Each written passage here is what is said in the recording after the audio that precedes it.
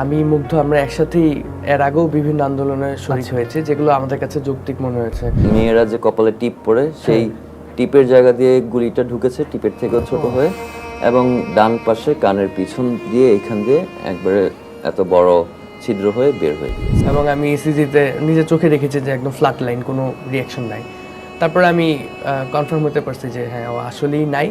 আমি শেষ পর্যন্ত আমরা গিয়ে আম্মুকে বুঝে নিয়ে আসতে হয়েছে যে যাওয়ার আগে আসলে না দেখলে সেটা একটা বড় আফসোস থেকে যাবে। আবার দম বন্ধ হয়ে আসছে, আমি কাঁদতে পারি নাই তখন। এখন তো একটু কাঁদতে পারি, তখন তো কাঁদতে পারি নাই। ওর সব থেকে বেশি পছন্দনীয় যেটা ছিল আমার, সেটা হলো ওর লিডারশিপ কোয়ালিটি। আচ্ছা, ও খুব ভালো একজন লিডার ছিল। ও মানে খুব সহজেই সবাইকে একত্রিত করতে পারতো। কাপটা যেখানে ছিল ওখানে আবার রেখে দিচ্ছে। তা আম্মু এসে জিজ্ঞাসা করতেছে, কি রে তুই এখনো খাস নাই কেন? মুগ্ধ বলতেছে আমি খাবো না, আমার ইচ্ছে হয়েছে, কিন্তু অলরেডি খেয়ে বসে আছে। ওদের যে আর্নিং ছিল মান্থলি মিনিমাম $2,500 থেকে $3,000 ওদের। যখন আমি ওকে বিদায় দিচ্ছিলাম, ওই সিরিজটা আমার কাছে সবচেয়ে বেশি মনে পড়ে, যে ও একবারের জন্য পিছনে তাকায় নাই। সুপ্রিয় দর্শক, মাই স্টোরি অনুষ্ঠানে আপনাদেরকে আমন্ত্রণ জানাচ্ছি। আমরা প্রতিবার আমাদের এই অনুষ্ঠানে আমাদের একজন অতিথি থাকেন, যার সঙ্গে আমরা তার না বলা কথাগুলো বলে থাকি। আজকে আমাদের সঙ্গে যিনি আছেন, আমি মনে করি তিনি আসলে আছেন আমাদের সঙ্গে। তার আগে একটা কথা বলতে চাই আপনাদেরকে। আমাদের মনে আছে শহরের দেয়ালগুলোর কথা মনে আছে, যে দেয়ালগুলো রঙে রঙিন হয়ে গেছে। ছাত্র বৈষম্য বিরোধী আন্দোলনের যে ইতিহাস গাথা আছে প্রতিটি দেয়ালে, সেখানে একটা স্লোগান আছে, পানি লাগবে কারো? পানি। নিশ্চয়ই আপনাদের মনে পড়েছে আমি কার কথা বলছি। আমি কথা বলছি মীর মাহফুজুর রহমান মুগ্ধ। আজকে তার কথা শুনবো, তার ভাবনার কথা শুনবো। আমাদের সঙ্গে আজকে উপস্থিত আছেন, আমার বাঁদিকে আছেন মুগ্ধর বড় ভাই, যিনি মানে তিন ভাইয়ের যে সম্পর্কের গল্পটা, সেই সম্পর্কের গল্পটা কত মধুর হতে পারে সেটা আমি, বড় ভাই আছেন এখানে দীপ্ত, মীর মাহমুদুর রহমান দীপ্ত। তার পাশে আছেন মুগ্ধর বাবা মীর মোস্তাফিজুর রহমান। তার পাশে আছেন মীর মাহবুবুর রহমান স্নিগ্ধ। স্নিগ্ধর দিকে তাকালে আমি আসলে মুগ্ধকে দেখতে পাই, কারণ স্নিগ্ধ এবং মুগ্ধ যমজ দুই ভাই।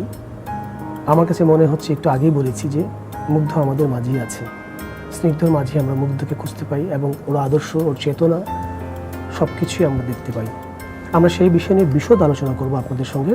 আমি প্রথমে একটু দীপ্ত ভাইয়ের সঙ্গে জানতে চাই, এই যে বাংলাদেশে, গোটা বাংলাদেশে এখন মুগ্ধকে নিয়ে আলোচনা হচ্ছে, মুগ্ধকে নিয়ে এক্সিবিশন হচ্ছে, মুগ্ধর ছবি দেয়ালে দেয়ালে, মুগ্ধর কথা দেয়ালে দেয়ালে, কেমন লাগে?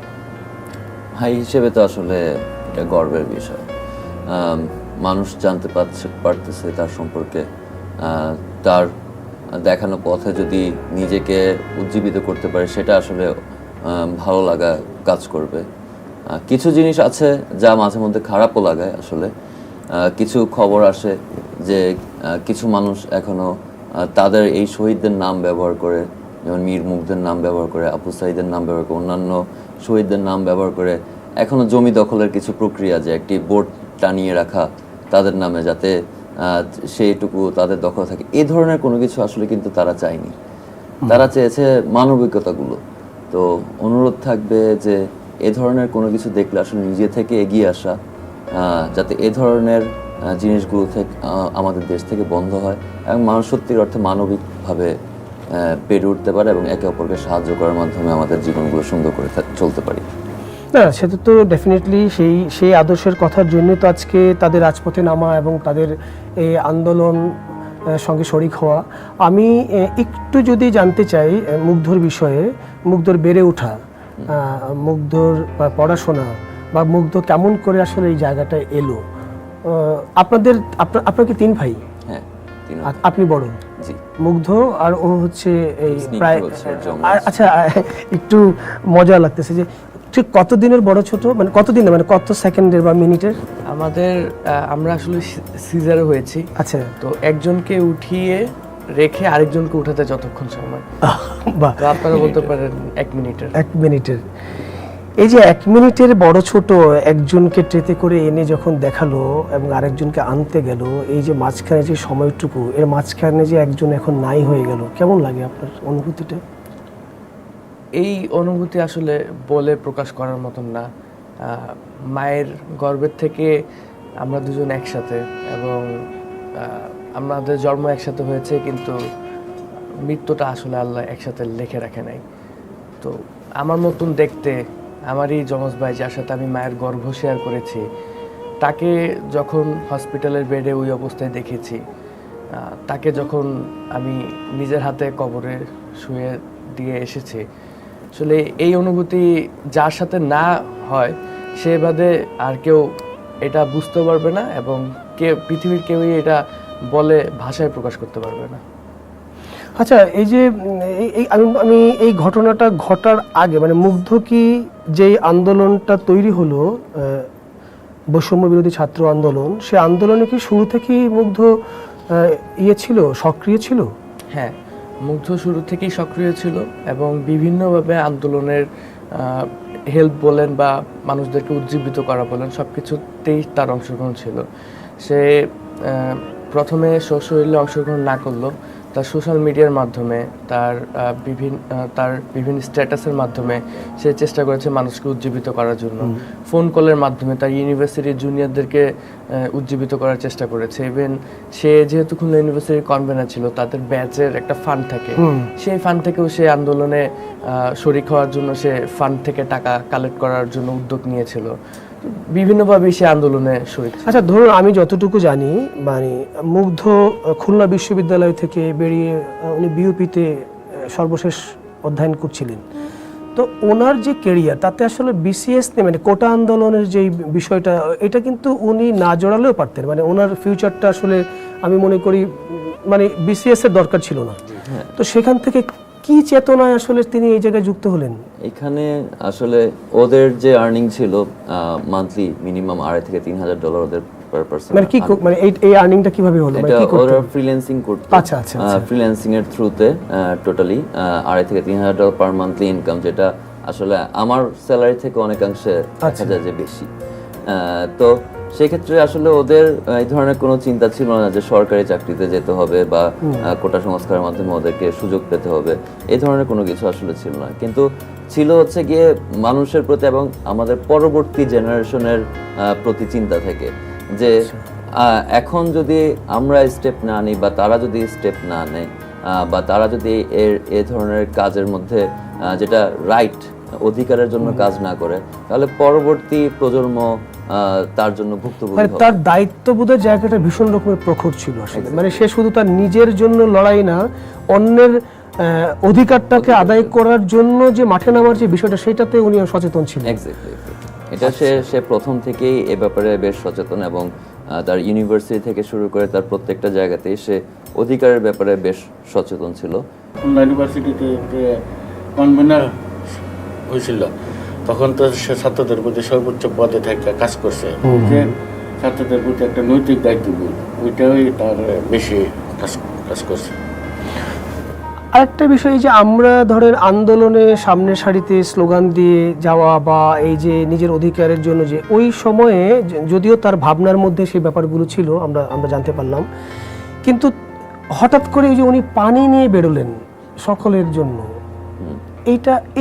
এইটা কিভাবে হলো? আমি একটু বিষয় জানতে চাই। এটাই প্রথম আন্দোলন না যেখানে ও সশরীরে জয়েন করেছে। আমি মুগ্ধ আমরা একসাথেই এর আগেও বিভিন্ন আন্দোলনে শরীক হয়েছে, যেগুলো আমাদের কাছে যৌক্তিক মনে হয়েছে।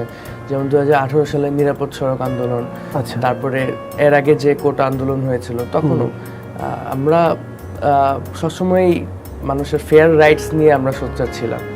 তো এর আগেও যখন আমরা আন্দোলনে জয়েন করেছি, তখন আমরা এভাবেই জয়েন করেছি। আমরা পানি, বিস্কিট এগুলো আন্দোলনকারীদের মাঝখানে দিয়েছি। মানে আমরা চাই না যে কোনো হিংসাত্মকভাবে আমরা আন্দোলনে জয়েন করি। আমরা সবসময় চেতাম যে আমরা শান্তিপূর্ণভাবে আন্দোলনে জয়েন করব এবং আমাদের পক্ষ থেকে যতটুকু সম্ভব আমরা আন্দোলনে আমাদের ভূমিকা রাখবো। তো সেই থেকেই সেই আগের এক্সপিরিয়েন্স বলেন বা এখনকার মানবিকতা মানে আপনারা স্বপ্রণোদিত হয়েই আসলে এই কাজটা করেছেন, সেটা পকেটে পয়সা খরচা করে অন্যের জন্য আহারের ব্যবস্থা করেছেন, সেই বিষয়টা, তাই তো? জি জি। তো সেদিনও উনি তাই করেছিলেন, কিন্তু উনি কি জানতেন না যে এখানে এই ধরনের ক্রাউড হতে পারে, এখানে এর আগেও আমরা গোলাগুলি হচ্ছে, আমরা আবু সাইদ শহীদ হলেন, তার পরবর্তী সময়ে এই যে এইটা, তো উনি তো জানেন যে এই জায়গাটা খুব ঝুঁকিপূর্ণ, এই আন্দোলন করতে যে হয়তো তার নিজের জীবনও বিপন্ন হতে পারে। তো একবারও কি উনি ওনার পরিবার বা আপনাদের কথা ভাবেন নেই? ভেবেছিল। ও সেখানে যাওয়ার জাস্ট আধা ঘন্টা আগেই সেখানে আরেকটা ছেলে ইন্তেকাল করেছিল, সেই প্রায় কাছাকাছি জায়গাতে, আজমপুরে। আপনারা জানতে পারেন জাহিদুজ্জামান তানভীন নামের একটা ছেলে আইওটির যে ছিল, সে ইন্তেকাল করেছে এবং সে তার নিউজটাই আসলে তার নিউজ ফিডে লাস্ট শেয়ার করে গিয়েছিল তার সোশ্যাল মিডিয়াতে, এবং জাতির কাছে প্রশ্ন রেখে গিয়েছিল যে এই মেধার মূল্য জাতি কিভাবে পে ব্যাক করবে। এই প্রশ্ন রেখেই আসলে কিন্তু সে বের হয়েছিল, কারণ সে সেটা মানতে পারতেছিল না যে এভাবে নিরপরাধ স্টুডেন্টরা এভাবে ইন্তেকাল করতেছে, মারা যাচ্ছে। সেটা আসলে তার সাথে আমার তো আগেও কথা হতো, আমাদের তিনো ভাইয়েরই আসলে খুব দৃঢ় বিশ্বাস ছিল যে এই জাতি কখনো আসলে বা এই রাষ্ট্র কখনো স্টুডেন্টদের উপর, ছাত্রদের উপরে গুলি চালাতে পারে না, কারণ আমাদের প্রিভিয়াস হিস্ট্রি আছে। 52 সাল বলেন, আপনি 69 বলেন, যে ছাত্রদের উপরে আসলে গুলি চালানোর ফলাফলটা কিভাবে আসলে আসছে সেটা আমরা সবাই হিস্ট্রি থেকে তো আমাদের শিক্ষা পাওয়ার কথা।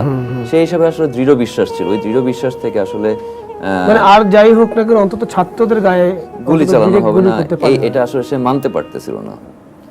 কিন্তু সেটাই আমাদের আসলে ঘটেছে। তো প্রথম কি সে কিন্তু যারা আহত তাদেরকে ফার্স্ট ট্রিটমেন্ট দিছে, তারপরে হাসপাতালে নিছে, ও নিছে, এরপরে পানি নিয়ে পানি বিস্কিট বিতরণ। আমরা যেই ভিডিওটি ওনার ভাইরাল হলো সেখানে আমরা দেখতে পেয়েছি যে উনি পানি নিয়ে দৌড়াচ্ছে কিন্তু তাকাতে পারছে না, টিয়ার সেলের ধোঁয়া ওনার চোখ জ্বলছিল, বারবার উনি মানে হাত দিয়ে চোখ ঢাকছিল, সেই অবস্থাতেও মানুষের কাছে কাছে দৌড়ে যাচ্ছিল। সেই সময় অকস্মাতেই মানে, আচ্ছা এটা কি আমরা কি বলবো, এটা কি অকস্মাৎ বলবো, এটা কি অ্যাক্সিডেন্ট বলবো, নাকি এটা কি আসলে একদমই মানে সুস্থ মাথায় হত্যা বলবো? আসলে এই ব্যাপার আসলে এটা তো আমরা এখনো বলতে পারি না। সেই ধরনের এভিডেন্স যদি সরকার বের করে নিয়ে আসতে পারে তাহলে আমরা সেক্ষেত্রে বলতে পারি আসলে এই ব্যাপারে আমরা নিশ্চিত নই, ঠিক আছে, কিন্তু আমরা তো জানি গুলিটা পুলিশ করেছিল, মানে পুলিশের গুলিতেই তো উনি। না, আমরা সেটাও বলতে পারি না। আমরা যেহেতু যেটা জানি না আসলে নিজের চোখে বা কোনো এভিডেন্স ছাড়া আসলে আমি কোনো পক্ষের উপরে দোষারোপ করতে পারছি না। ঠিক আছে, এটা আপনার মহানুভবতা। মানে আমি কেন বলছি যে মানে ওনার মাথায় গুলি লেগেছিল, রাইট? হ্যাঁ। এবারে ওনাকে হসপিটালে নেওয়া হলো, হসপিটালে নেওয়ার আগে উনি শহীদ হলেন এবং ওনার মাথার ভিতরে গুলি ছিল। তো গুলিটা আসলে কে করলো? মাথার ভিতরে ছিল না আসলে, সেটা ওর বেরিয়ে গেছে। ওর যে এক মেয়েরা যে কপালে টিপ পরে সেই টিপের জায়গা দিয়ে গুলিটা ঢুকেছে, টিপের থেকেও ছোট হয়ে, এবং ডান পাশে কানের পিছন দিয়ে এখান দিয়ে একবারে এত বড় ছিদ্র হয়ে বের হয়ে গিয়েছে। এবং আশেক তাকে হসপিটালে নিয়ে যাওয়ার সময় বারবার চেষ্টা করতেছিল যে গাল দিয়ে ওর মাথার এখানে ছিদ্রটা চেপে ধরে রেখে যাতে ব্লাড বের না হয় সেটার জন্য, কিন্তু তাও পারছিল না। আশিক তার বন্ধু? হ্যাঁ, আশিক হলো আমাদের ছোটবেলার বন্ধু, যে ওই দিন মুগ্ধর সাথেই ছিল। আর ওই যখন মুগ্ধ মাথায় গুলি বিদ্ধ হয় তখন যখন চারিদিক দিয়ে গুলি চলছিল তখন ও আসলে, আমরা ওর কাছে গ্রেটফুল থাকবো সবসময়, ও আসলে কোনো চিন্তা না করে, নিজের জীবনের চিন্তা না করে ও তখন তাৎক্ষণিকভাবে মুগ্ধর কাছে গিয়েছে এবং মুগ্ধকে ধরে হসপিটালে নিয়ে আসছে। অসাধারণ বন্ধুত্ব। আসলে এরকম বন্ধু জীবনে কারো থাকলে সে ভীষণ রকমের ভাগ্যবান। ওই রকমের একটা পরিস্থিতিতে সে মুগ্ধকে নিজে নিয়ে হসপিটালে যাওয়াটা, সেও তো আসলে মরে যাওয়ার ভয় করতে হচ্ছিল আর কি। আরেকটা বিষয় আমি এবার একটু আমি আসলে ক্রমশ তার প্রতি অনেক কিছু জানার আগ্রহ আমার বাড়ছে। আমি একটু আঙ্কেলের কাছে যেতে চাই। আঙ্কেল, এই ছোটবেলায় মানে মুগ্ধ অনেক মেধাবী, ও ফ্রিল্যান্সিং করতো, পড়াশোনা অনেক ভালো ছিল, রেজাল্ট অনেক ভালো, ছোটবেলায় আসলে কেমন ছিল? ওর কথা বলতে গেলে জন্মের পর থেকে মৃত্যুর শহীদ হওয়ার আগ পর্যন্ত এমন কোনো কাজ করে না যার কারণে আমি ওর প্রতি অসন্তুষ্ট হতে পারব। তার এই যে ওই দিন যে ইয়েতে গেল, আন্দোলনে গেল, পানি খাওয়াতে খাওয়াতে শহীদ হলো, ওই 3-4 দিন আগেও আমার এই ব্যাপারে আমাদের সাথে কথা হয়েছে, মানে একটা মৌন সমর্থন আগে নিয়ে নিছে। কি কথা হয়েছিল? কথা হয়েছিল আমরা পারিবারিকভাবে সব সময় একসাথে হই, একটা সময় রাত্রে খাওয়া দাওয়ার পরে যখন আমরা একসাথে হলাম ওর মা সহ, তখন সে হঠাৎ করে প্রশ্ন করতেছে যে আব্বু, ছাত্রদের যে আন্দোলন এটা কি সরকার মানবে? আমি বললাম ছাত্রদের আন্দোলন তো এটা যৌক্তিক আন্দোলন, এই সরকার অবশ্যই শেষ পর্যন্ত মানবে। আমাদের স্বাধীনতা যুদ্ধ প্রথম ওই সূচনা বা আন্দোলন করছে ছাত্ররা, পরবর্তীতে এই দেশের মানুষ, সাধারণ মানুষ সহ মুক্তিযুদ্ধে ঝাঁপায় পড়ছে। আমার যদি বয়স থাকতো মুক্তিযুদ্ধে যাওয়ার, আমিও মুক্তিযুদ্ধে যাইতাম। আমার কথা শেষ হওয়ার সাথে সাথে সে তার মার বলতেছে, আম্মু আম্মু শুনছ, আব্বু তো মুক্তিযুদ্ধে যাইতো, আমাদেরকে তুমি দিতা। আমি যারা মনে করি যে আমরা 71-এর স্বাধীনতা যুদ্ধে যে মানে বৈষম্যর জন্য তো মূলত স্বাধীনতা যুদ্ধ হয়েছে, কিন্তু আমরা ভূখণ্ড পাইছি ঠিক, কিন্তু বৈষম্য দূর হয় নাই, যার কারণে এই বৈষম্য বিরোধী আন্দোলন 1971-এর পরে প্রায় 52 বছর 53 বছর পরে 2024-এ বৈষম্য ছাত্র আন্দোলন হয়েছে, বৈষম্যহীন সমাজ এবং শোষণমুক্ত সমাজ প্রতিষ্ঠার জন্য। এখন তাদের আত্মত্যাগ, এই আত্মত্যাগ তখনই সার্থক হবে যদি দেশ সত্যিকার অর্থে মানবিক, গণমুখী কল্যাণ রাষ্ট্র প্রতিষ্ঠা হয়। না, সেটা ঠিক আছে, আমরা সেই জায়গায় যাব। আমি আসলে জানতে চাচ্ছি আপনার কাছে যে মানে ছোটবেলায় আপনি বললেন তিনি এমন কোনো কাজ কখনই করেন না যাতে আপনি অসন্তুষ্ট হন, তার মানে হচ্ছে ভীষণ রকমের লক্ষ্মী একটা ছেলে ছিল। এখন এই লক্ষ্মী মানুষটা যখন আপনার কাছ থেকে কৌশলে সে তার আন্দোলনে যাওয়ার যৌক্তিক দাবিটা আদায় করে নিল, মানে আপনি হয়তো সেই সময় আপনার বয়সের কারণে যুদ্ধে যেতে পারেননি, তিনি আন্দোলনে যাবেন সরাসরি হয়তো বললে মা বাবা হিসাবে আপনি যেতে দিবেন না, কিন্তু উনি ঠিকই আসলে অন্য একটি কৌশল অবলম্বন করে সে তার দাবিটি ঘর থেকে আদায় করে নিয়েছেন। তার মানে রাজপথে দাবি তো আদায় করে সে ফিরবে, তার এই বলিষ্ঠতা ছিল। আমি একটু ভাই আপনার কাছে যেতে চাই, এই তার মেধা বা তার এইটার বহিঃপ্রকাশ কি তার স্কুল বা কলেজ বা তার ইউনিভার্সিটি এই জীবনে কি সে প্রয়োগ করেছে? মানে এরকম হ্যাঁ, এরকম অনেক উদাহরণ আছে। আমি যদি খুব রিসেন্টলি, যেদিন আমরা কক্সবাজার যাচ্ছিলাম 17 তারিখ, মানে ওর ইন্তেকাল করার আগের দিন, আমি যে একটু আগে বললাম যে তার সাথে 2-2.5 ঘন্টা ধরে আমি গল্প করলাম, তো সেখানে ও আমার থেকে একটা সাজেশন নিতে চাচ্ছিল, আমার সাথে একটা ছোট্ট ঘটনা শেয়ার করছে যে খুলনা ভার্সিটিতে ওদের যে র্যাক ডে হয়, সেই র্যাক ডের সময় তাদের ডিএসএ লিমন স্যার উনি ডেকেছে ওকে ডিসিপ্লিন রক্ষার জন্য, যেহেতু ও কনভেনার হিসেবে ছিল। তো ডাকার পরে মুগ্ধকে বলতেছিল যে দেখো এবার যে ট্রেডিশনাল জিনিসগুলো আছে, দেশের পরিস্থিতি ভালো না, এবার ট্রেডিশনাল আমাদের খুলনা ভার্সিটির যে জিনিসগুলো আছে এগুলো যাতে এবার না করা হয়, স্টুডেন্টরা যদি কেউ করে আমি কিন্তু তোমাকে ধরবো। তো যেহেতু ওর দায়িত্ব ছিল, তো ও লিমন স্যারকে তখন বললো যে স্যার আপনি তো আমাদের 97 ব্যাচের একজন সিনিয়র, 97 সালে, এখন আপনি আমাকে এই কথাটা অ্যাজ এ সিনিয়র বড় ভাই হিসেবে বলতেছেন যে খুলনা ভার্সিটি অ্যালুমনি হিসেবে, নাকি স্যার ডিসিপ্লিন রক্ষার্থে অ্যাজ এ ফ্যাকাল্টি মেম্বার হিসেবে আপনি আমাকে বলতেছেন? যদি অ্যাজ এ সিনিয়র আমাকে বলে থাকেন যে আমাদের ভার্সিটির সিনিয়র আমাকে কোনো কিছু বলছে, সেটা আমরা শুনবো না, এটা কখনো হতেই পারে না, আমাদের ট্রেডিশনে এটা নাই। আপনি যদি সিনিয়র বলে থাকেন আমরা অবশ্যই সেটা মেনটেন করবো, এবং আমি তখন দায়িত্ব নেব যে কোনো স্টুডেন্ট ধরনের কোনো কিছু করবে না। কিন্তু অ্যাজ এ ফ্যাকাল্টি মেম্বার যদি ডিসিপ্লিন রক্ষার্থে বলে থাকেন, তাহলে আমার হয়তো বা শুনতে কষ্ট হবে, এবং স্টুডেন্টদেরও মানতে হয়তো বা কষ্ট হবে, অথবা অনেক কিছু নাও মানতে পারে। এই যে সরাসরি সামনাসামনি কথা বলার যেই সাহসিকতা এবং এটাকে কনভিন্সিং পাওয়ারে নিয়ে আসা, এবং এই কথা শুনে লিমন স্যারও হেসে দিয়েছেন, হেসে দিয়ে বলছে আচ্ছা ঠিক আছে করো, যাই করে একটু রয়ে শোয়ে করো। তো এই জিনিসটা ও সবসময় এইভাবে মেনটেন করে আসতো। দারুণ কৌশলী মানুষ, এবং সে কি করে অন্যের কাছ থেকে কথা আদায় করে নিজের মানে কাজটাকে করতে হয় সেটা সে খুব ভালো করে জানতো। এবং পারস্পরিক যে সমঝোতা, মানে ছাত্র শিক্ষকের মাঝখানে যে সেতু বন্ধনের জায়গাটা অনেক হেলদি উনি ডিল করতেন আর কি। জি। এই যে এই উনি যখন আপনারা 17 তারিখে কোথাও যাচ্ছিলেন বললেন, জি। মানে এইটা আপনারা কি সকলে মিলে গিয়েছিলেন মানে নাকি না না, ওরও যাওয়ার কথা ছিল? সেখানে আমাদের আসলে কিছু ছোট ছোট ইচ্ছা ছিল আমাদের, যে আমাদের বাবা মা আসলে আমাদেরকে বড় করতে গিয়ে তাদের নিজেদের ছোট ছোট শখগুলো পূরণ করতে পারে নাই।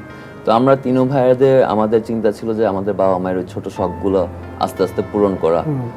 যেমন মুগ্ধ গত বছর আমার বাবা মাকে তার খুলনা ইউনিভার্সিটিতে নিয়ে গিয়েছিল, ওইখানে ভার্সিটি এরিয়া ঘোরার পরে সুন্দরবনে নিয়ে গিয়েছিল, সুন্দরবনে থাকার পরে তাদেরকে এখানে নিয়ে আসছে।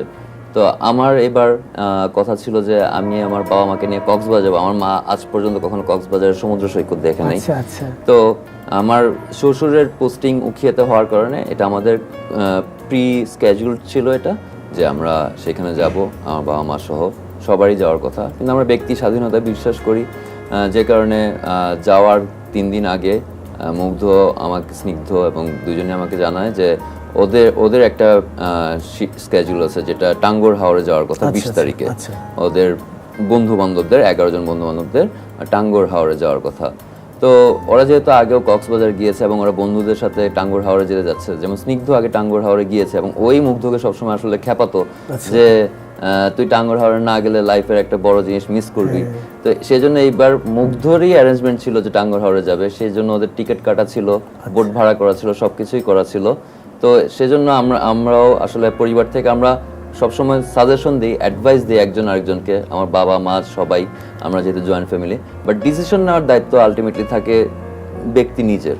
এটা আমাদের ছোটবেলা থেকে আমাদের প্র্যাকটিস। তো কেউ সেমভাবে বলা যে না তুমি যদি বন্ধুদের সাথে যেতে চাও যেতে পারো, এটা তোমার ডিসিশন। তো ও ডিসিশন নিয়েছিল যে আমি যেহেতু আছি, আমি আমার বাবা মাকে নিয়ে কক্সবাজারে ঘুরে আসলাম, ও যেভাবে সুন্দরবনে ঘুরে এসেছে, ওরা বন্ধুরা তারা টাঙ্গুয়ার হাওরে যাবে। তো আমরা সেভাবেই আসলে তার মানে আপনি বাবা মা সহ আপনি চলে গেলেন, হ্যাঁ, আর স্নিগ্ধ আর মুগ্ধ রয়ে গেল। তো ওই মুগ্ধ যখন ওই আন্দোলনে গেল তখন হচ্ছে আপনি কোথায় ছিলেন? আমি বাসাতেই ছিলাম।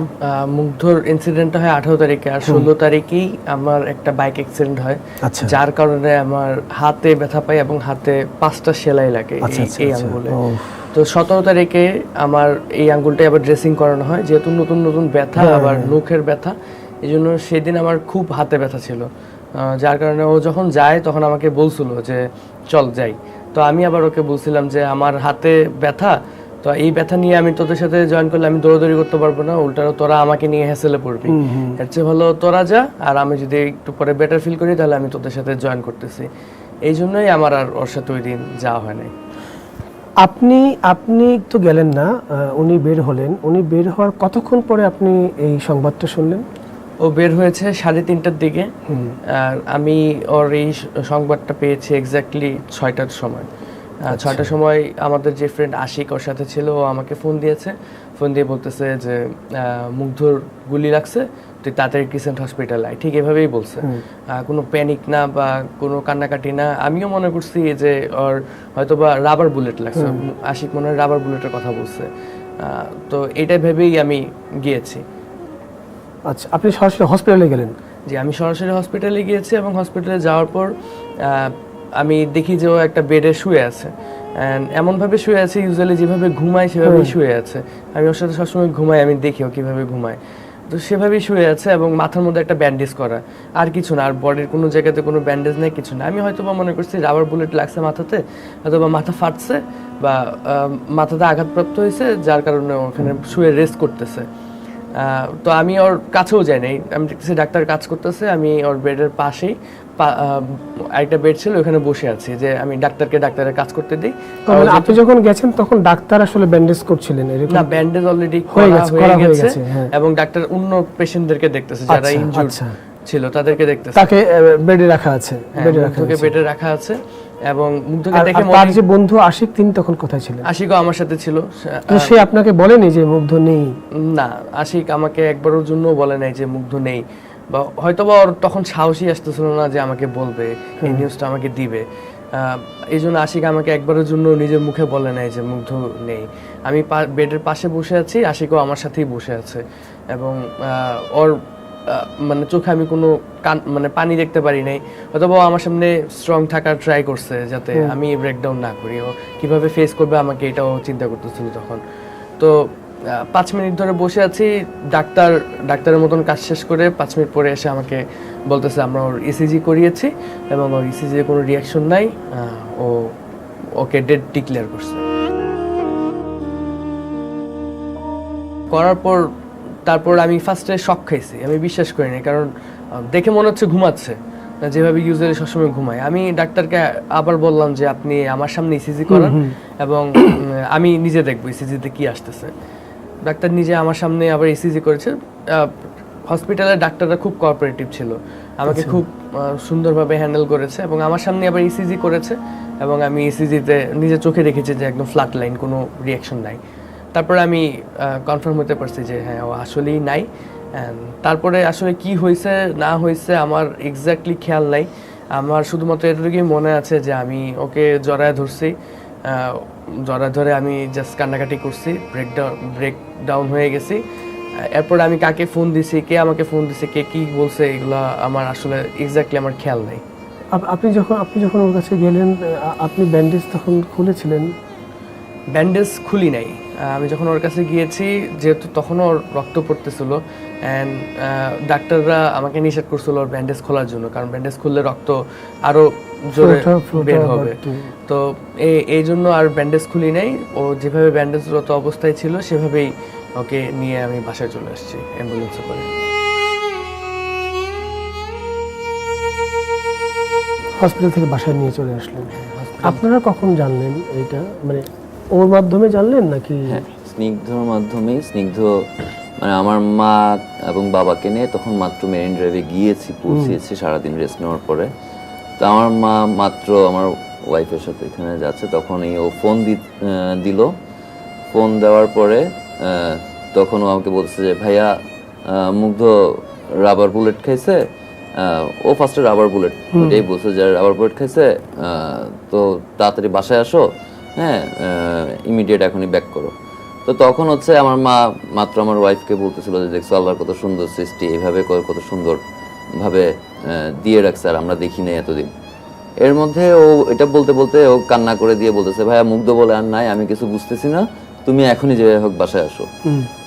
তো আমি ওর ফোনটা রাখার সাথে সাথে হচ্ছে গিয়ে আমার ফ্রেন্ড আছে মাহি, যে সবসময় কুইক রেসপন্স করে, সব সার্কেলে এরকম কেউ না কেউ থাকে কুইক রেসপন্স করে, তাকে ফোন দিয়ে বললাম যে এখনই ক্রিসেন্টে যা, কি হয়েছে আমাকে জানা, স্নিগ্ধ বুঝতেছে না, ছোট মানুষ, হ্যাঁ তাড়াতাড়ি কর।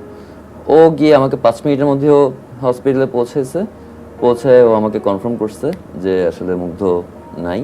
আমি এর মধ্যে আমার চাচি আছেন, উনি ডক্টর, ওনাকে ওইখানে পাঠিয়েছি হসপিটালে, সাথে সাথেই আমার চাচারা গিয়েছেন। তো তখন আমি আমার বাবা মায়ের কাছ থেকে আসলে ফোন নিয়েছি তাদের, বললাম যে তোমাদের ফোন দুইটা দাও।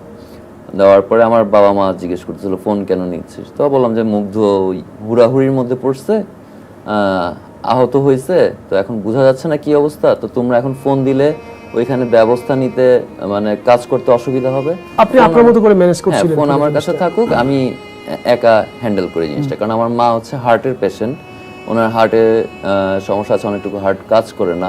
তো এটা একটা প্রাইমারি ফার্স্ট কনসার্ন ছিল আমাদের, কারণ আমরা আসলে সবাই আমাদের মায়ের প্রতি অনেক বেশি দুর্বল, স্বাভাবিক, সব ছেলেই আসলে তাই হয়।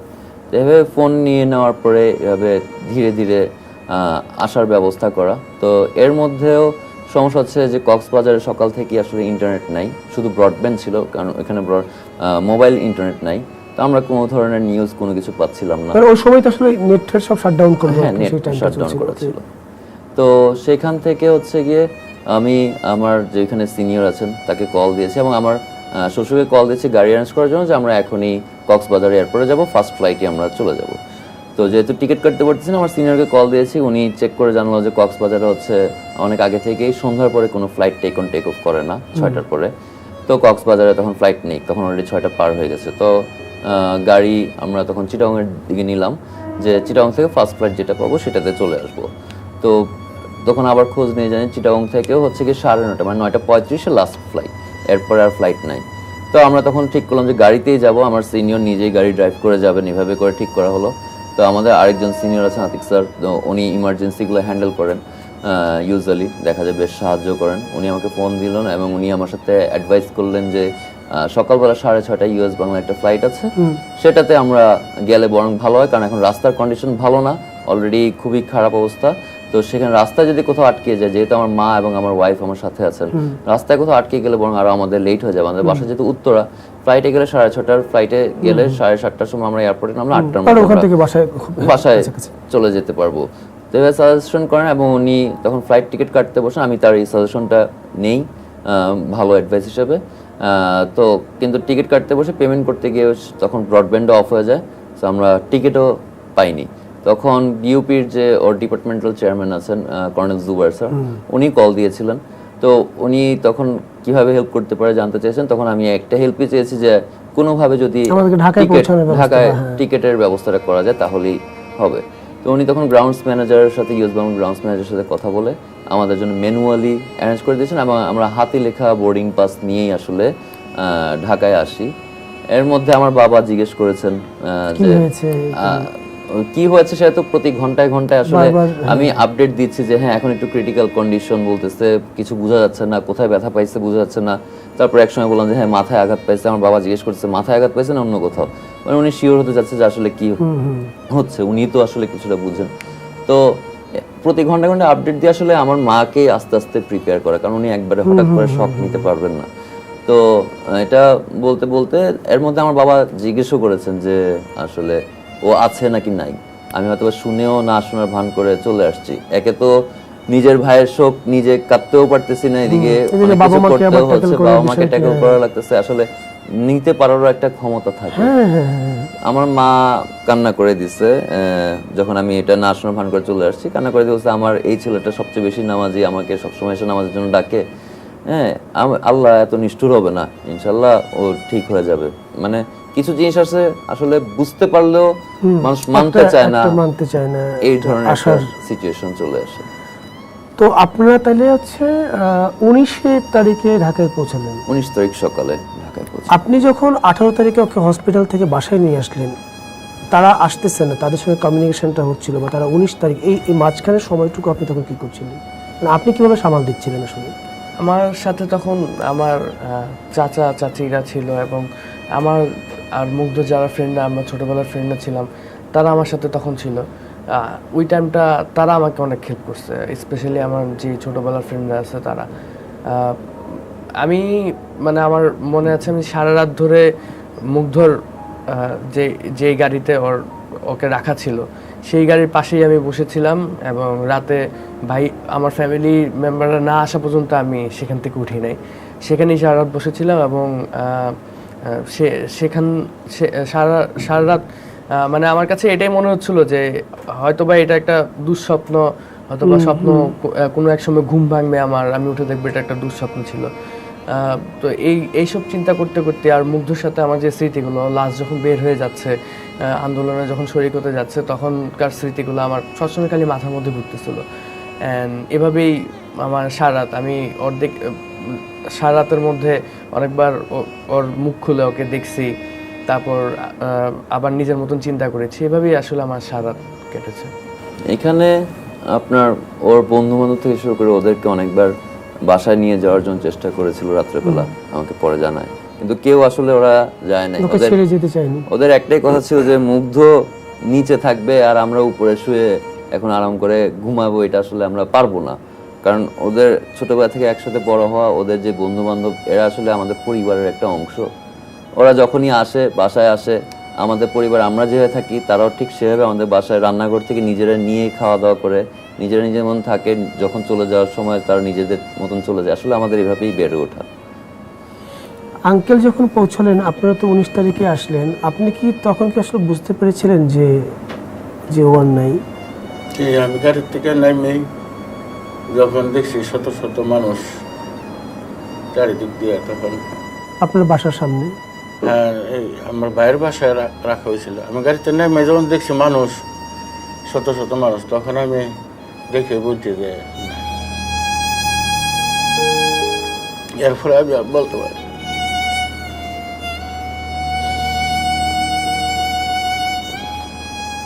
আবার দম বন্ধ হয়ে আসছে, আমি কাঁদতে পারি নাই তখন। এখন তো একটু কাঁদতে পারি, তখন তো কাঁদতে পারি নাই। কিভাবে যে গাড়ির সামনে গেছি, ওর সামনে গেছি, আমার আর কোনো ইয়া নাই, হিতাহিত জ্ঞান নাই। আপনি তখন ওর মুখটা দেখতে পেয়েছিলেন? যে আমার এতটুকু খেয়াল আছে, আমি আল্লাহু আকবার, আল্লাহু আকবার, লা ইলাহা ইল্লাল্লাহ, আল্লাহু আকবার, আল্লাহু আকবার এইটু বলছি। আমার মা মুখ দেখতে পারে নাই। দেখেনি না? না, আমার মা যাওয়ার পরেই যখন বুঝতে পারছে উনি 8 বারের মতন সেন্সলেস হয়ে গিয়েছিলেন, তো আমার চাচি এবং আমার ওয়াইফ ডক্টর আর কি, ওনারা ট্রিটমেন্ট দিয়ে দিয়ে আস্তে আস্তে আসলে ইয়া করেছেন। তারপর যতবারই বলা হয়েছে যে মুগ্ধকে একবার একটু দেখে নাও, উনি আসলে দেখার জন্য রাজি হচ্ছিলেন না। তারপর আমি শেষ পর্যন্ত আমরা গিয়ে আম্মুকে বুঝে নিয়ে আসতে হয়েছে যে যাওয়ার আগে আসলে না দেখলে সেটা একটা বড় আফসোস থেকে যাবে। তো অনেক কষ্ট করে আসলে দেখানো হয়েছে। মা আসলে কোনোভাবেই ওই অবস্থা দেখতে চাচ্ছিল না।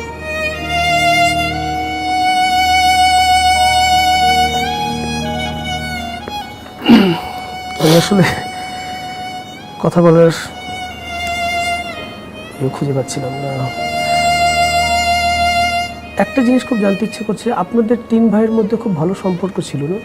হ্যাঁ, আমরা 3 ভাই একসাথে ঘোরাঘুরি থেকে শুরু করে একসাথে কাজ করা, একসাথেই থাকা, মানে 24 ঘন্টার যে স্মৃতি আমাদের কাছে সবচেয়ে স্মরণীয় স্মৃতি হচ্ছে আমরা সবাই একসাথে 24 ঘন্টা একসাথে থাকতাম। এটা আমাদের সবচেয়ে স্মরণীয় স্মৃতি। আমরা 3 ভাই আসলে বাইক চালাই, আমরা 3 ভাই একসাথে, আমার ওয়াইফ সহ আমরা বাংলাদেশে বিভিন্ন জায়গায় ঘুরতে গিয়েছি। তার বিভিন্ন ট্রাভেল ব্লগ, এগুলো মুগ্ধ আবার ব্লগ করতে পছন্দ করতো, ও এগুলা রেকর্ডেড করে রাখতো এবং এবার এডিট করতেছিল একটা একটা করে দেওয়ার জন্য। ওর ইউটিউব চ্যানেলও একটা রেডি করেছিল। তো 3 ভাইয়ের আসলে এই একসাথে ঘোরাঘুরি থেকে শুরু করে কাজ করা, কাজের পরিবেশটাও একই, এবং আমাদের ইচ্ছা ছিল যে আমরা একটা আইটি কোম্পানি 3 ভাই মিলে করব সিঙ্গেল চাইল্ডের জন্য, যারা বাবা মায়ের একমাত্র ছেলে, ডেভেলপার, তাদেরকে নিয়ে কাজ করার উদ্দেশ্য ছিল। তো সেটার জন্য ওই কোম্পানির জন্য আবেদন করি আমরা 11 তারিখে, ট্রেড লাইসেন্স জুলাইয়ের। সেটা 18 জুলাইয়ের 18 তারিখে আমাকে পাঠায় হোয়াটসঅ্যাপে, কিন্তু ইন্টারনেট না থাকে আমি তখন দেখতে পারি নাই। যখন 23 তারিখ না 24 তারিখে আবার নেট ইন্টারনেট আসলো, তখন দেখলাম যে আমাকে ওই ট্রেড লাইসেন্স পাঠানো হয়েছে, যেটা আমাদের 3 ভাই আস্তে আস্তে করতে যাচ্ছিল। আর আমাদের 3 ভাইয়ের মধ্যে আসলে এরকম কোনো বাইন্ডিংস ছিল না যে আমরা একজন একজনের সাথে, এরকম কোনো টপিক ছিল না যেটা আমরা শেয়ার করতে পারি না। কোনো সিক্রেসি নেই, সিক্রেসি নেই। আমরা ভাইয়া আমাদের থেকে 4 বছরের বড় হলো, ভাইয়া কখনো আমাদের সাথে এরকম বিহেভ করে নাই যে সে আমাদের বড়, একদম বন্ধুর মতো করে বিহেভ করেছে। এবং আমাদের লাইফের যত কিছু আছে, সেটা পজিটিভ জিনিস হোক বা নেগেটিভ জিনিস হোক, সবকিছুই আমরা একজন একজনের সাথে শেয়ার করতে পারতাম, আলোচনা করা। কিন্তু সবচেয়ে বেশি মনে পড়ে মুগ্ধর সাথে কোন স্মৃতি? মুগ্ধর সাথে আমার সব স্মৃতি স্পেশাল।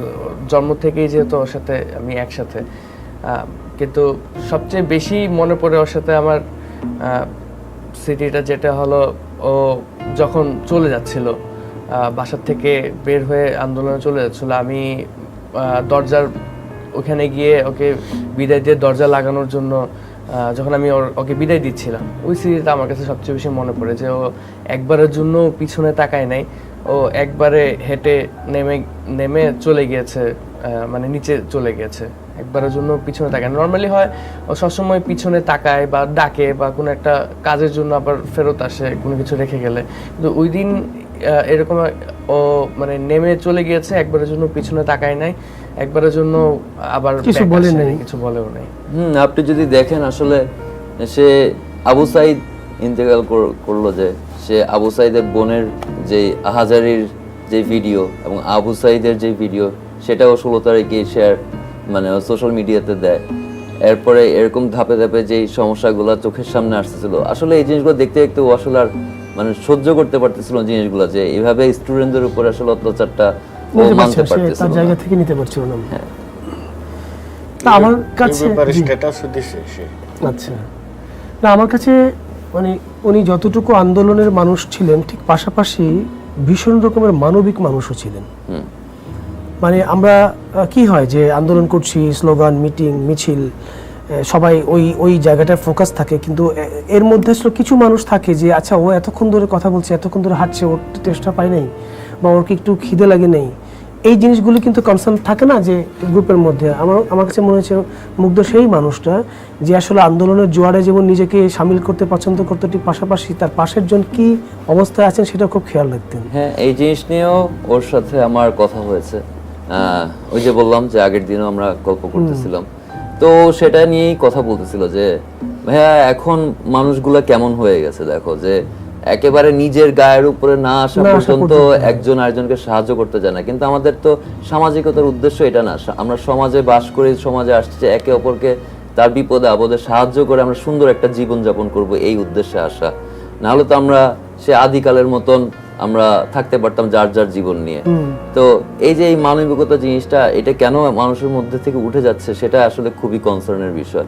তার একটা মূল উদ্দেশ্যই ছিল যে মানুষের মধ্যে মনুষ্যত্বটা যাতে আসে, একজনের বিপদে যাতে আমার পাশের মানুষের বিপদে আমি যদি এগিয়ে না যাই তাহলে কে যাবে। ও একটা এক্সাম্পলও আছে, ও এই মানবিকতার জন্য একটা অ্যাওয়ার্ডও পেয়েছে, national service award Bangladesh scouts থেকে।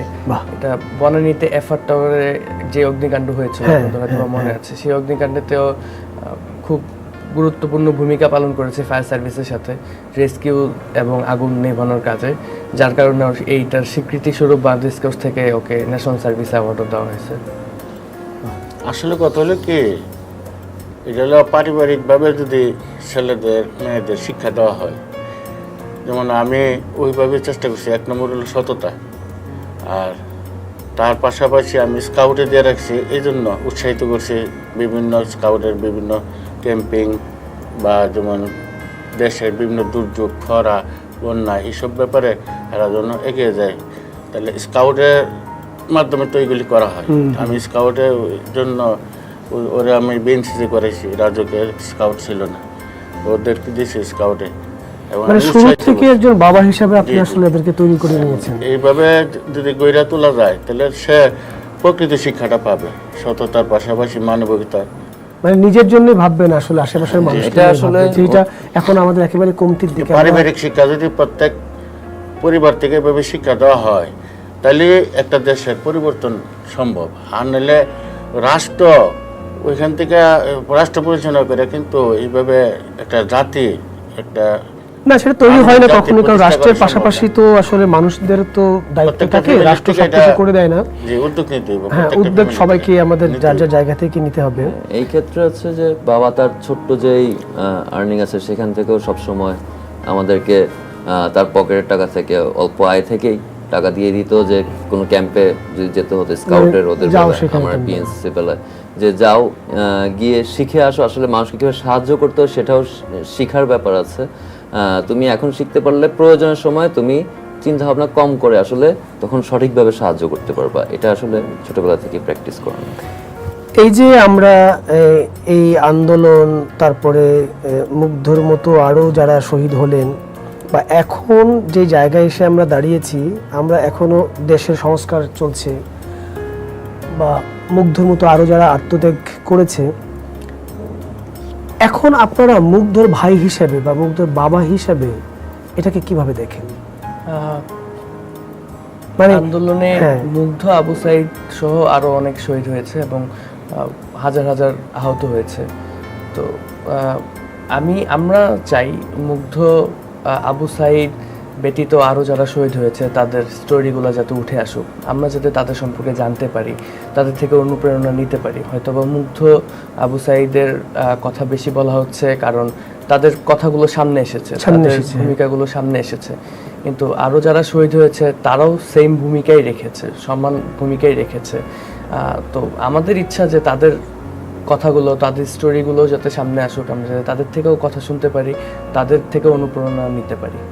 এই বিষয়ে কি আপনাদের কোনো পদক্ষেপ আছে? মানে আপনারা কি এরকম কিছু ভাবছেন যে মুগ্ধের মতো অন্যদের কথাও যেন মানুষ জানতে পারে? যেমন আমরা এখন দেয়ালে আবু সৈয়দকে দেখি, আমরা বিভিন্ন গ্রাফিতে মুগ্ধকে দেখি বা তার কথা জানতে পারি, যাদের কথা জানতে পারছি না। এবার এখানে কি আপনাদের কোনো দায়িত্বের মধ্যে এই ব্যাপারে হচ্ছে যে ব্যক্তিগত উদ্যোগে আসলে সবকিছু করাটা অনেক কষ্টসাধ্য হয়ে যায়। এখানে একটা অর্গানাইজেশনের দরকার হয় এসব ক্ষেত্রে, যে কারণে আপনি এখন দেখতে পারেন যে একটি ফাউন্ডেশন গঠন করা হচ্ছে। আচ্ছা, জুলাই শহীদ স্মৃতি ফাউন্ডেশন। সেখানে হচ্ছে যারা শহীদ হয়েছে তাদের স্মৃতি রক্ষার্থে কি করা যায় সে ব্যাপারে তারা পদক্ষেপ নেবেন, তাদের পরিবারের ব্যাপারে পদক্ষেপ নেবেন এবং আহতদের ব্যাপারে পদক্ষেপ নেবেন। আসলে সেভাবেও যদি তারা ওইখান থেকে সঠিকভাবে সকলকে তুলে আনতে পারেন, সবার তথ্যগুলো তুলে আনতে পারেন, সেটা আসলে আমাদের একটি প্রত্যাশা। এটা কি ব্যক্তিগতভাবে মানে যখনই কোনো শহীদের খবর আমি পাই বা শহীদের খবর দেখতে পারি, আমি যেহেতু আমার সোশ্যাল মিডিয়াতে মুগ্ধর জন্য বেশ কিছু মানুষ পরিচিত হয়েছে, আমি চেষ্টা করি আমার সোশ্যাল মিডিয়ার মাধ্যমে মানুষদেরকে সেই শহীদদের কথা বা সেই শহীদদেরকে চেনানোর জন্য। আরেকটা বিষয়, এটা আমার জানার ইচ্ছে, সেটা হচ্ছে যে বিভিন্ন সময়ে বিভিন্ন আন্দোলনে হোক বা ধরেন আন্দোলন ছাড়াও কিছু কিছু শব্দ, কিছু কিছু বাক্য একটা সময় আসলে জাতীয় বাক্যে পরিণত হয়। আমাদের এইবারের এই বৈষম্য বিরোধী ছাত্র আন্দোলনে যেমন আমরা আবার নতুন করে নজরুলকে পেয়েছি, আমরা রবীন্দ্রনাথকেও পেয়েছি, আমরা রুদ্র মোহাম্মদ শহীদুল্লাহকেও পেয়েছি, যার মাধ্যমে এত বছর পরে সেখানে এই যে মুগ্ধর একটি কথা যে এই যে ভাই পানি লাগবে কারো পানি, এইটা এখন দেয়ালে দেয়ালে লেখা। আমার নিজের খুব ভীষণ কষ্ট হয় আমি যখন এই লাইনটা মানে রাস্তা দিয়ে আসতে যখন দেখি যে একটা ছেলে হাতে পানি বা সেই লেখাটাও করে, আরে এটা না ভিতরে একটা অন্য রকমের তাড়না তৈরি করে। এবং এই তাড়নাটা সেই সময় মনে হয় যে হয় না যে আমিও যুদ্ধে যাবো, এরকম একটা ব্যাপার। আমি আমার পাওয়ার টাইম বলছি যে আমি এই লাইনটা যদি আমি এখনো পড়ি, আমার প্রডিউসার এখানে আমাকে একটা স্ক্রিপ্ট দিয়েছেন, আমি সেখানে লেখা আছে এখানে এই কথাটা, তো আমি অন্যান্য কথার মাঝখান থেকে এই কথাটা বারবার আটকে যাচ্ছি, বারবার এই কথাটা আসছে। এটা আমার কাছে একটা স্লোগান, এটা আমার কাছে একটা প্রেরণা, আমার কাছে একটা আশারও ব্যাপার। এইটা এখন অনেকের মুখে শোনা যায়, অনেকে দেখছে, সেই জায়গা থেকে কি ভাই হিসেবে গর্ব মনে হয় না? অবশ্যই গর্ববোধ করি। এবং ও যে দৃষ্টান্ত রেখে গিয়েছে যে মানুষকে পানি খাওয়ানো, মানুষকে হেল্প করানো, এবং ওর এই স্লোগানটার মাধ্যমে যে পানি লাগবে ভাই কারো পানি, এই স্লোগানটার মাধ্যমে এটাই প্রমাণ করে যে আমরা সৃষ্টির সেরা জীব মানুষ, আমরা শুধুমাত্র নিজেদের কথা চিন্তা করার জন্য আসিনি, আমরা অপরের কথা চিন্তা করার জন্য এসেছি। এবং আমরা একে অপরের জন্য আমরা আমাদের উচিত একজন একজনের পাশে দাঁড়ানো, সবসময় যাতে আমরা একজন একজনের পাশে দাঁড়িয়ে তাদের সুখ দুঃখে যাতে অংশীদার হতে পারি। তো এই স্লোগানটা শুধুমাত্র এই আন্দোলনের কথাই মনে করিয়ে দিবে না, এই পানি লাগবে পানি এই স্লোগানটা একটি মানবিক আবেদন, আসলে একটা মানুষের পাশে দাঁড়ানো, যে মানুষ যে মানুষের জন্য, এটাও কিন্তু এই কথাটার মধ্যে দিয়ে দাঁড়িয়ে যায় যে হ্যাঁ। আপনি যে প্রশ্নটা করছেন, এই প্রশ্নের উত্তরে আমি একটা কথা বলতে চাই যে আমি উপদেষ্টা নাহিদ ওনারও বলছি যে শুধু মুগ্ধ আর সাহিদ এরার মানুষে এরার কথা জানে, আপনারা একটা ইয়ার মাধ্যমে যেভাবে আরও যারা শহীদ হয়েছে তালিকা কইরা সবার ব্যক্তিগতভাবে সবার একটা ইয়া করার জন্য, মানে তাদের মা বাপ আত্মীয় স্বজন কইরা যদি এটা করে সংরক্ষণ করে যারা শহীদ হয়েছে, কার চেয়ে তো কার অবদান কম না, সকলেরই অবদান আছে, তাদের যদি এটা করেন তাহলে এটা এই জন্য আমি তাদের ওনাকে আবেদন জানাইছি যে এটা করার জন্য, শহীদদের জন্য তাড়াতাড়ি মানে ইয়া করার জন্য, একটা পদক্ষেপ নেওয়ার জন্য, চিকিৎসা করার পদক্ষেপ নেওয়ার জন্য আমি বলছি। এবার একটু আমরা অনেক বেশি ইমোশনাল হয়ে যাচ্ছি। আপনাদের দুজনের মধ্যে সবচেয়ে বেশি দুষ্ট ছিল কি? মুগ্ধ, এটা নির্দ্বিধায় বলতে হবে, মুগ্ধ সবচেয়ে বেশি দুষ্ট ছিল। আমার একটা ঘটনা মনে পড়ে, আমরা দুই ভাই মানে আমাদেরকে যখন আমাদের মা এসে দুধ খাইতে দিত। তখন আমরা দুই ভাই দুধ খাইতে পছন্দ করতাম না। তো একদিন আম্মু মুগ্ধকে খাইতে দিয়েছে, তো মুগ্ধ ওটা খেয়ে ফেলছে, সুন্দর মতো খেয়ে ফেলছে। খেয়ে কাপটা যেখানে ছিল ওইখানে আবার রেখে দিছে। তা আম্মু এসে জিজ্ঞাসা করতেছে, কি রে তুই এখনো খাস নাই কেন? মুগ্ধ বলতেছে, আমি খাবো না, আমার ইচ্ছে হয়েছে। কিন্তু অলরেডি খেয়ে বসে আছে, আমি খাবো না, আমার ইচ্ছে হয়েছে।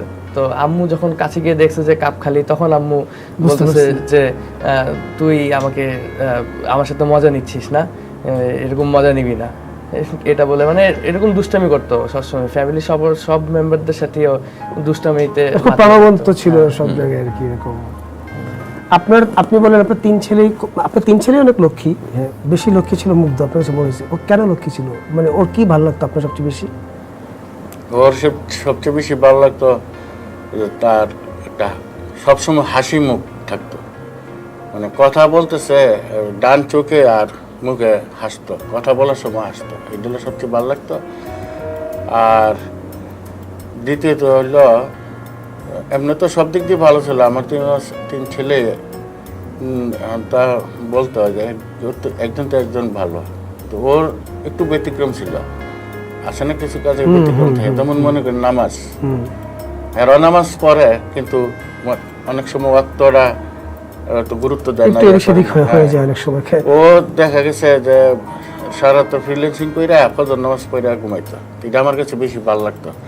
আমি আবার ওদের এই যে শহীদ হওয়ার 2-3 দিন আগেও বলছি, বা প্রায় সময় প্রতি সপ্তাহে আর বলতাম যে মুগ্ধ তো দেখছস, ওরে বলা লাগে না, হ্যাঁ নিজের থেকে নামাজ পড়া করে, তোরা তো সময় মতো নামাজটার গুরুত্ব দিস, নামাজ পড়তে গাফিলতি করস।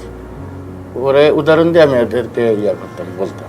আমরা আসলে সবসময় এটা নিয়ে মজাও করতাম যে আমাদের মায়ের সাথে স্পেশালি মায়ের ভালো ছেলে, হ্যাঁ মায়ের কাছে এটাই বলা যে এই যে তোমার সবচেয়ে আদরের ছেলে আসছে, এখন তো অনেক কিছু রান্না বান্না হবে, এটা হবে, সবচেয়ে শুধু মুখ ধরেই আদর করো, মানে সবসময় এভাবেই রাগানো হইতো আর কি আমার। এই 2-3 দিন আগে সবসময়। তবে এটা খুব ভালো বললেন যে এই যে আপনার 3 ছেলের মধ্যে যে একটু ব্যতিক্রম ছিল, সেই যে ব্যতিক্রম সেটার ব্যতিক্রম আর প্রমাণও সে রেখে গেল, এবং সেটা গোটা জাতি তাকে স্মরণ করবে তার এই ব্যতিক্রমী উদ্যোগের জন্য, তার মানবিকতার জন্য। মুগ্ধর সাথে আমার ধারণা যে ভাইয়া যেহেতু বড় ভাই, আপনাদের খুবই ভালো ফ্রেন্ডশিপ 3 জনের মধ্যে। তারপরে হয় না যে একদম দুজনে যেহেতু খুব, তো অনেক কিছু শেয়ারিং হতো, অনেক কিছু হতো। ওর সবচাইতে বেশি পছন্দ লাগতো আপনার কি জিনিস, মানে ওর কোন জিনিস আপনার সবচেয়ে ভালো লাগতো, যে বা আবার বিরক্ত লাগতো এরকম? ওর সব থেকে বেশি পছন্দনীয় যেটা ছিল আমার, সেটা হলো ওর লিডারশিপ কোয়ালিটি। আচ্ছা, খুব ভালো একজন লিডার ছিল ও, মানে খুব সহজেই সবাইকে একত্রিত করতে পারতো, একজনকে মোটিভেট করতে পারতো বা কনভিন্স করার ক্ষমতাটা ওর অনেক ভালো ছিল। এই লিডারশিপ কোয়ালিটিটা আমার অনেক পছন্দের ছিল। আবার মাঝে মধ্যে অনেক এই লিডারশিপ কোয়ালিটিটা আমার পছন্দ হতো না, কারণ অনেক সময় সবাই ওর কথা শুনতেছে, আমার কথা কেউ শুনতেছে না, আমার ডিসিশন কেউ নিচ্ছে না, ওকে বেশি প্রায়োরিটি দিচ্ছে। তো এই জন্য আর কি ওর এটা একটা নেগেটিভ জিনিস ছিল আমার জন্য, আবার সবচেয়ে পছন্দের জিনিসও ছিল আমার জন্য। এই গল্প আমাদের আসলে শেষ হবার নয়, এই গল্প থাকবে, এই যতদিন বাংলাদেশ থাকবে ততদিন এই মুগ্ধর গল্প এই প্রজন্ম থেকে পরবর্তী প্রজন্ম জানবে, কারণ তাদের এই আত্মত্যাগ কখনোই বিফলে যাওয়ার কথা নয়। আপনাদেরকে ধন্যবাদ জানাচ্ছি যে আমাদের এই আমন্ত্রণে আপনারা এখানে এসেছেন, তার জন্য আমরা প্রার্থনা করি মুগ্ধের জন্য, মুগ্ধ যেখানেই থাকুক মুগ্ধ ও যেন ভালো থাকে, ওর হাসি খুশি থাকে এবং আল্লাহকে ভালো রাখুক। আপনাদের জন্য রইল সমবেদনা আমাদের পক্ষ থেকে। আপনারা আসছেন, আপনাদের সমবেদনা থেকে আসলে এই যে মানবিকতা, সেটাই আসলে বড় পাওনা। অসংখ্য ধন্যবাদ আপনাদেরকে। সুপ্রিয় দর্শক, আমরা পরবর্তীতে আবার হয়তো কোনো অতিথি নিয়ে আমরা এরকম আরেকটি আড্ডায় অংশগ্রহণ করবো। সেই পর্যন্ত আমরা ভালো থাকুন, সুস্থ থাকুন। ধন্যবাদ।